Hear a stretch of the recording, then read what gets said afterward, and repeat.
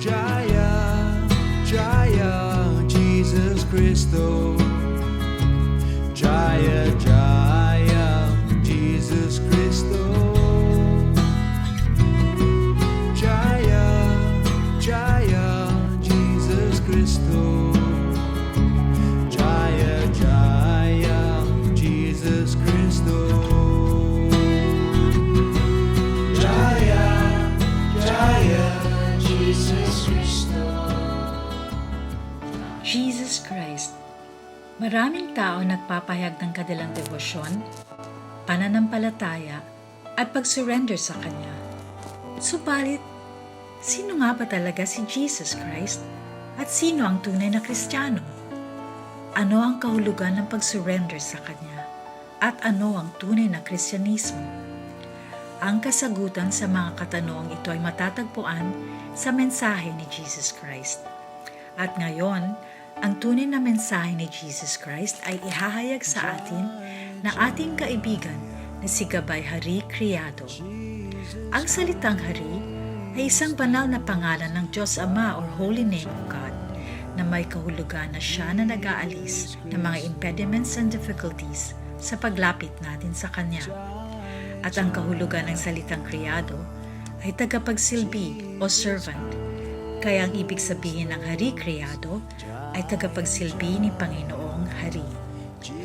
Ngayon ay pakinggan natin si Gabay Hari Criado sa ating programang Gabay Hari.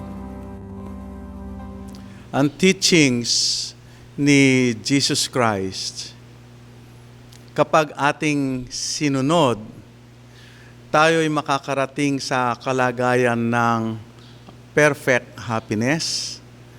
Mawawala na sa atin ang suffering condition.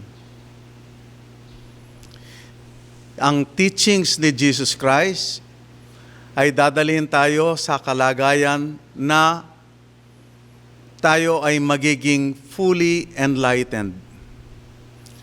Maiintindihan po natin ang ating tunay na identity, ang ating tunay na katauhan. Hindi tayo ang ating material na katawan. Ang material na katawan ay parang damit lang na sinusuot natin. Ito ay gawa sa chemicals.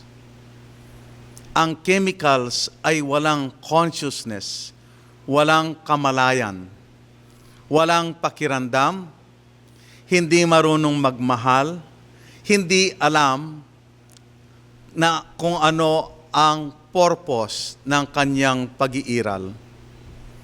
Tayo po ay hindi ganyan. Tayo ay buhay na merong consciousness, merong kamalayan. Kapag ang living entity, tayo na sparks of life, spirit souls, yung parte ng buhay na pansamantala lamang nasa loob ng katawan, kung kaya't ang material na katawan ay gumagalaw. Kapag umalis na tayo, nilisan natin ang ating material body, ang katawan ay hindi nagagalaw. At ito ay dahan-dahan ng malulusaw. So, ang first class na Christian, yung totoong sumunod sa tinuturo ni Jesus Christ, ay magkakaroon ng self-realization, mauunawahan niya ang katotohanan na hindi siya ang kanyang material na katawan. Sa Book of Romans, chapter 7, verse 19, merong pong verse na nakasabi diyan na ang aking dapat gawin ay hindi ko ginagawa. Ang hindi ko dapat gawin, yun ang aking ginagawa. So, ang devotee na ito ay pinapakita niya sa atin ang kalagayan ng conditioned soul. Sa ibang readings, ang sinasabi that sometimes the conditioned soul realizes the futility of life centered around sense enjoyment. But unfortunate as he is, he cannot give it up. Yan po ang malungkot na kalagayan ng fallen soul. Malalaman man niya paminsan-minsan, magiging aware siya na ang kanyang ginagawa ay nagbibigay lamang ng kalungkutan sa kanya. Ang paghahanap ng kaligayahan sa material na pamamaraan ay hindi talaga nagbibigay sa kanya ng happiness, what to speak of, satisfaction. Bagamat nalalaman niya ito at meron siyang pakiramdam na ang hinahanap niya ay wala sa material na bagay, sa kamalas-malasang sitwasyon, hindi niya mag-give up ang kanyang addiction sa paghahanap ng kaligayahan sa material world, sa maling direction. Meron pong isang libro na description ng isang saintly king, Parikshit Maharaj. Nagtanong siya sa isang enlightened, pure devotee of God, ang kanyang guru. Tinanong niya, what is the value of atonement if one cannot give up his senses, if one cannot control his senses? Ano ang halaga ng pagsisisi sa kulungan? Halimbawa, ang isang kriminal ay nahuli at atonement niya, siya ay makukulong. Kung hindi naman niya makontrol ang kanyang senses, paglabas ng kulungan, ay gagawa na naman siya ng mga bagay na labag sa batas. Sa Vedic writings ay ang ganitong klaseng sitwasyon ay inihalin tulad sa pagligo ng mga elephant. Ang mga elepante ay maliligo sa ilog, magbubuhos ng tubig para luminis ang kanilang katawan. Pag ahon niya sa tubig, kukuha na naman siya ng buhangin o ng lupa at ibubuhos niya ulit sa kanyang katawan, nakakahugas pa lamang. So, ang isang taong hindi niya makontrol ang kanyang senses ay parang ganyan. Makakagawa siya ng bagay na alam niya ay kasalanan, subalit pagkatapos ng kanyang tinatawag na feeling sorry, ay babalikan na naman niya ang kanyang maling ginagawa. Sa description po ng New Testament ay mas masakit marinig. Ang sabi po ni Jesus Christ, handa na kayo? Ang sabi po ni Jesus Christ, they are like dogs returning to their own vomit.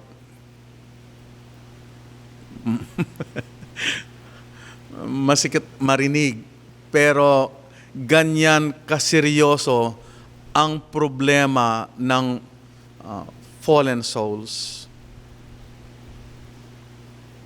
Meron pong magandang balita. Kaya tayo nagkakaganito ay dahil hindi natin ginagamit ang ating power. Meron po tayong kapangyarihan. Meron tayong power na hindi ginagamit, kung kaya tayo ay patuloy na naghihirap sa material world. Ang power na ito kapag ating ginamit, ang power na yan ay magiging dahilan upang makahulagpos tayo sa cruel laws of material nature. Ang power na yan ang magtatanggal, ang dahilan para matanggal ang ignorance, ang kamangmangan na pag-identify sa material na katawan. Meron tayong power na kailangan nating gamitin upang tayo ay hindi na maghihirap. Sa unang kautusan ni Jesus Christ, ang sinabi po niya, love God with all your heart, with all your mind, your entire being. Ang sinasabi ko pong power ay yung makarating tayo sa kalagayan na masusunod natin ang kautusan ng Panginoong Hesus. Gamitin po natin ang ating power upang tayo ay makaranas ng unlimited happiness. This power is the power, the ability, ang kakayahan na pwede tayong sumuko sa Panginoong Diyos.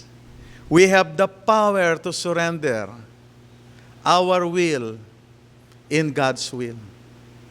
We have the power to fall down on the ground. And from within your heart, we can pray, "Oh my Lord, ako po ay isang makasalanan. Hindi man ako karapat-dapat na magsilbi sa iyo. Subalit, naiintindihan ko na ikaw ay nagmamahal sa akin ng walang kondisyon. So ako po ngayon ay lumalapit sa inyong paanan. Please engage me in your service. Please let me know the sweet tastes of the nectar of devotion." Meron po tayong power na magdasal. Meron tayong power na humingi ng tulong sa most powerful supreme being. Pwede po tayong lumapit at sa kaibuturan ng ating puso, lumapit tayo sa harapan ng Panginoong Diyos, fall on the ground, and in great humility we can pray. Ama namin, my dear friend and my master, ako po ay lumalapit sa inyo, humihingi ng maliit na favor na sana ay hayaan ninyo ako na ma-engage sa inyong loving service. Lumalapit po ako sa inyo, ito po ang aking hiling. Wala na po akong mas importanteng hiling pa sa inyo kung hindi maka-engage sa pagsisilbi sa inyo. Bigyan po sana ninyo ako ng lakas na kagustuhan na awitin ang iyong holy names. Dahil tinatanggap ko ang iyong holy names ay makapangyarihan upang malinisan ang aking materialistic consciousness na infection na ng materialistic society. Sa pangalan po ng inyong anak na si Jesus Christ, hinihiling po namin sa inyo ito. At sa ganito pong paraan, kung gamitin natin itong ating power to surrender, then we will become a real Christian. We will experience real happiness in life.